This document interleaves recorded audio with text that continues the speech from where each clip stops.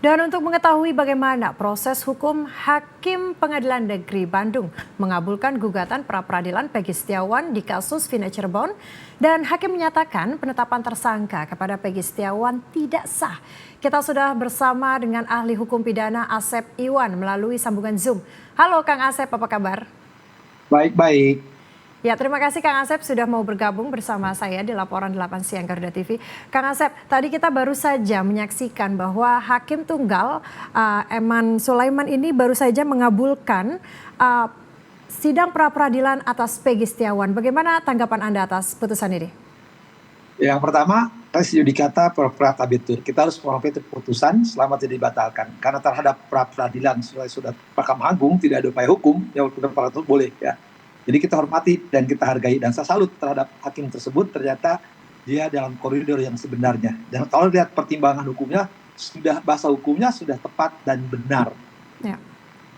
Sebetulnya Kang Asep, apa sih alasan yang menjadi dasar ini bagi Pengadilan Negeri Bandung ini mengabulkan gugatan pra-peradilan terhadap Peggy Setiawan? Ya, jadi pra-peradilan itu diatur dalam pasal 1 angka 10 dan pasal 77 sampai 95 ya. Nah, di situ sebagai dalil permohonan bla bla bla lah, kita sudah tahu ya. Tapi dengan tepat pertimbangannya bahwa penetapan tersangka, sekali lagi ya, apalagi penahanan dan penangkapan tersangka tidak didahului dengan pemeriksaan. Itu sudah asas ya, logikanya gini, jangankan menetapkan, menahan, nangkap. Panggilan juga harus jelasin alasannya kenapa yang bersangkutan dipanggil. Ya, apalagi sudah disebutkan di dalam dalil permohonannya, diberitahu ada perkap Kapolri ya yang berlaku di internal mereka bagaimana ketika menetapkan seorang tersangka, karena proses hukum ya, due process of law atau asas legalitas telah dilanggar. Dan ini dengan baik sekali oleh hakim pra-peradilan telah dipertimbangkan. Kenapa dia mengabulkan permohonan pra-peradilan itu telah dipertimbangkan sesuai dengan prediksi dari awal. Saya katakan juga bahwa kalau itu dilakukan ya nanti kalau pra-peradilan ya akan dikabulkan. Cuman masalah bagi saya sekarang adalah bagaimana tindak selanjutnya kan?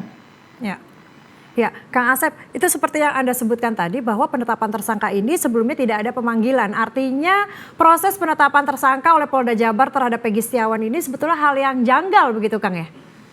Ya, di Undang-Undang 45 disebutkan hukum acara itu dengan undang-undang by the way. Maka kita lahirlah apa yang disebut dengan KUHP. Di KUHP itu jelas ada pasal 3 proses peradilan menggunakan undang-undang ini. Nah, di situ diatur dari mulai pemanggilan, hak-hak tersangka, penahanan, penangkapan.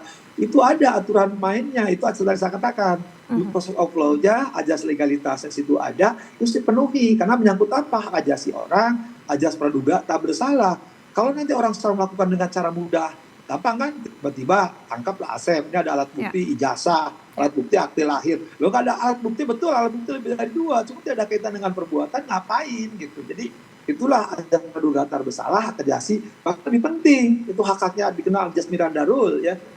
Yang bersangkutan setiap pemeriksaan, apalagi ancamannya adalah pembunuhan dan perkosaan, ya lebih dari 5 tahun, bahkan sampai mati itu kan kalau pembunuhan. Berhak didampingi dan menghubungi penasihat hukumnya. Faktanya kan penasihat hukumnya nunggu ketika malam dengan etikat baik datang ke Polda, dia nunggu sampai 9 malam, padahal dia udah diperiksa. Malah tahap pemeriksaan itu harus didampingi ya. Itu jelas KUHP jelas pasal-pasal, silakan baca 50 sampai 57 itu ada. Ini kan sebetulnya kasusnya dari tahun 2016 ya Kang ya. Ini artinya kan sudah berapa tahun yang lalu. Sehingga adanya film Vina 7 hari pembunuhan Vina di Cirebon ini. Lalu kemudian muncul tiba-tiba nama Peggy Setiawan sebagai tersangka. Padahal sebelumnya belum pernah adanya pemeriksaan dan pemanggilan begitu ya. Ini apakah bisa dikatakan keputusan Polda Jabar ini tidak bisa dipercaya oleh masyarakat seperti apa Kang? Gini, jadi tanpa ada film pun udah jelas, udah putusan ya ketika itu disebut terlepas putusannya salah atau benar atau nanti pendapat pro kontra kan di awal juga kenapa 3 orang Peggy, Andi dan semuanya tidak dilibatkan itu kan ada penyangkalan dari tersangka lainnya atau terdakwa lainnya atau terpidana lainnya kan. Nah, kemudian sekarang dimunculkan putusan muncul kan nama Peggy. Cuma masalahnya Peggy ini atau Peggy yang lain. Nah, tapi kan tiba-tiba kepolisian Polda Jabar atau Polres Cirebon ya menetapkan Peggy yang kuli bangunan itu, padahal tadi prosesnya nanti coba kalau pemeriksaan dulu dan sebagainya. Dulu udah diputusan jelas sebutin sebagai DPO kan, sering saya katakan coba baca tuh berita acara BAP, konstruksi hukum, pertimbangannya itu kan sejak awal juga sering saya sindir-sindir. Nah, ketika menetapkan sekarang sebagai tersangka dan dinyatakan prosesnya adalah tidak sesuai dengan hukum acara, ya, dan pemohon dikabulkan permohonan pra peradilannya, ya kita hormati. Nah, sekarang artinya apa? Ya, suka nggak suka putusan itu kan pernyataan hakim yang tertulis diucapkan secara terbuka umum untuk menyelesaikan masalah. Artinya ketika menetapkan tersangka ada kesalahan, baik penetapan penahanan, ya penangkapan, ya. Nah, itu semua harus mengakui. Itulah hakim harus dihormati putusannya, ya, res judicata properat habetur. Kang, sebenarnya bagaimana implikasi dari putusan Pengadilan Negeri Bandung terhadap status tersangka Peggy Setiawan yang ditetapkan oleh Polda Jabar? Ya, karena dulu statusnya sebagai tersangka, sekarang dinyatakan tidak sah, ya dia seorang yang bebas. Tadi kembali aja praduga tak bersalah, ya lepaskan dia, bebaskan dia, ya. Ya, soal nanti ke Polda menyelidiki lagi, ya silahkan. Cuma nanti harus dasarnya prosedurnya harus benar, ya, sebagai prosedurnya harus benar atau bahasa hukumnya tepat dan benar, kan. Nah, jangan sampai hanya menetapkan orang dengan alat bukti yang tidak patut, ya, atau tidak sah. Satu itu. Kedua, tahapan-tahapan itu harus dilalui, ya. Bahwa ketika kita akan tersangka itu kan ada tahapannya gitu kan, dari mulai pemanggilan semuanya harus tertib, kan mereka penegak hukum lebih tahu lah gitu kan. Kang, ini kalau misalnya kita lihat ini kan kalau Peggy Setiawan dari keluarga yang kurang berada begitu ya, dengan penetapan dia sebagai tersangka oleh Polda Jabar tanpa adanya pemeriksaan, bisa dikatakan hukum di Indonesia ini masih tajam ke bawah dan tumpul ke atas. Ya kalau tajam ke bawah ke atas mah itu mah dari dulu. Cuma kan masalahnya sekarang, ya, siapapun depan hukum kan sama. Yang beda itu kan depan mertua, gitu kan. Nah, ketika depan hukum itu sama, perlakuannya harus sama, ya. Tadi saya katakan berkali-kali di proses law-nya harus jelas. Siapapun dia mukuli bangunan kayak mukuli apapun, dia pejabat, penjahat kayak mau siapapun, ya depan hukum kan sama. Kita negara hukum, kan negara kekuasaan. Nah, ketika tadi itu diatur di hukum acara di KUHP, apalagi di institusi masing-masingnya, penyidik, penuntut, tim hakim juga punya aturan internal itu yang harus dipatuhi. Ya, jadi beracara itu adalah ketentuan, nih hukum acara itu tekstual, limitatif, non-importatif, dengan memaksa, ya. Dan non-importatif, tidak dipertahankan secara lain. Jelas itu bahasanya, ya. Kan kita mengenal dari tersangka prosesnya gimana, nanti terdakwa prosesnya gimana, sampai terpidana, sampai nanti jadi dieksekusi. Itu kan ada tahapannya, yaitu hukum acaranya sudah tertulis, tekstual, jangan dilangkahi, apalagi dikangkangi. Jadi harusnya seperti apa, Kang Asep, sistem apa yang harus diperbaiki supaya tidak ada lagi ini korban salah tangkap seperti Peggy Setiawan? Loh, kalau sejarah peradilan sesat nggak dari dulu, kita belajar dari Sengkon Karta dan sebelum lain kan udah ada. Itu kan proses pembelajaran, ya, ketika ada tanda petik, ya, peradilan sesat, rekayasa kasus, ya, salah tangkap, salah hukum, itu kan udah kita fakta bahwa tidak terbantahkan. Artinya apa? Ketika masyarakat sekarang sadar, ya, dengan gerakan-gerakan massa bahwa memberitahukan loh ini loh, gitu. Bukan artinya menyalahkan, tapi ayo kembali ke relnya. Nah, itu semua udah ada, udah tertulis hukum acara tadi berkaitan dengan ajasi manusia, ajas praduga tak bersalah, itu diikuti tahapan itu. Kalau terjadi batal, katakanlah terdakwanya salah. Tapi kalau prosesnya salah, ya salah, gitu kan. Nggak bisa, itu prinsip yang harus diikutin. Jadi kalau menetapkan orang, ya, menghukum orang, mengeksekusi orang, itu ada aturan mainnya, jangan sembarangan. Loh, itu kan aturan itu bisa tertulis loh, bukan lisan. Artinya itu hukum, ya. Nah, hukum itu ditegakkan oleh penegak hukum. Jadi setiap penegak hukum harus tahu hukum. Ya, kalau di kalangan hakim dikenal yusranofit. Hakim itu dianggap tahu hukum, berarti penegak hukum lain juga artinya menegakkan hukum, bukan mengangkangi hukum. Hukum itu harus tegak. Tegaknya karena apa? Melaksanakan aturan, ya.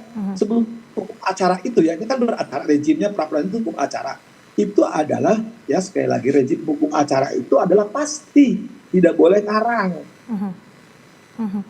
Lalu dengan putusan pra-peradilan ini dikabulkan, artinya apa dampak hukum ke depannya ini, Pak? Terutama bagi kepolisian, terutama Polda Jawa Barat yang sebelumnya menetapkan Peggy Setiawan sebagai tersangka.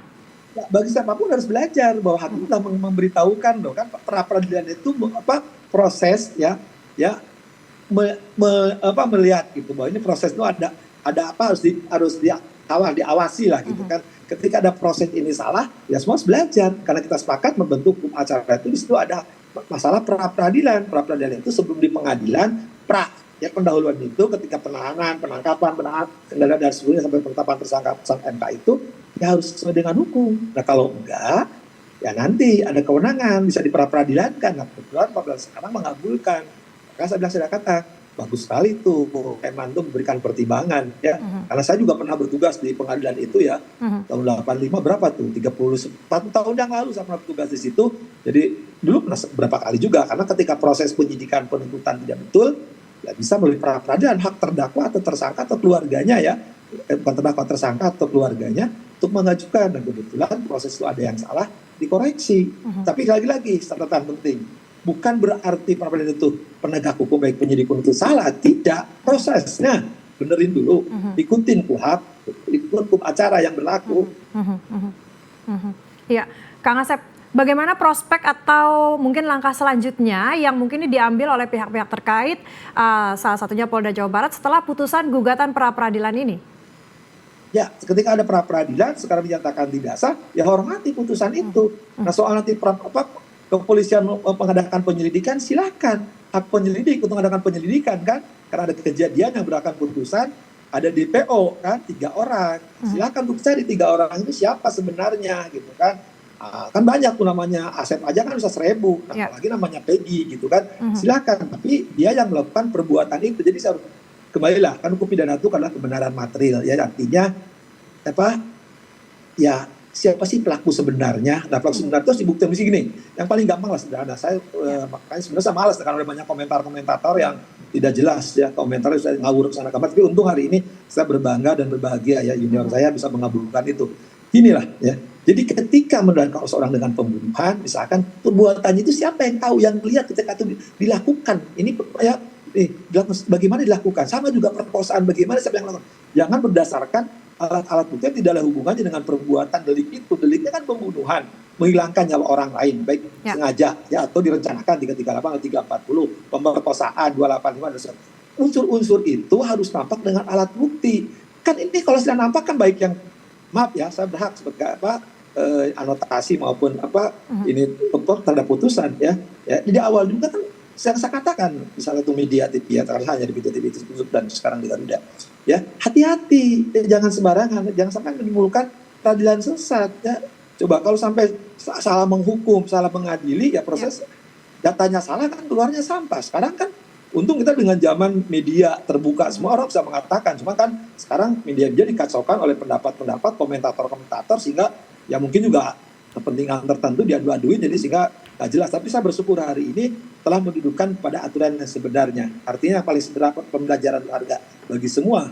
Silakan tetapkan tersangka, ya siapapun, tapi ada prosedurnya. Ya, jadi jangan sembarangan menetapkan tersangka dengan alat bukti yang tidak ada hubungannya. Misalkan pembunuhan, ya cari unsur pembunuhan, alat buktinya berkata apa misalkan, ya alat yang membunuh itu apa, ya siapa saksinya ketika dilakukan. Ya kalau enggak jangan. Itu kan alat minimum 2 alat bukti. Kemudian perkosaan. Ya, nah yang diperkosa kebetulan udah meninggal, tanda petik ya, kita harus menghormati. Tapi kan ketika dilakukan ada nggak visum misalkan atau alat bukti surat, apalagi misalkan saksi di pidana itu, makanya alat yang pertama saksi itu dia lihat, dia dengar supaya dia membuktikan perbuatan itu, bukan katanya. Apalagi ya berdasarkan saksi yang dia lihat, tidak dengar, cuma jarak 100 meter atau katanya. Apalagi ya sekarang ya terdakwa terpidana lainnya udah menyangkal semuanya. Apalagi ada yang satu kan yang tidak tahu perkaranya, malah beda jam dan waktunya dengan proses yang berbeda. Ya, tapi itu jadi pembelajaran yang sangat berharga.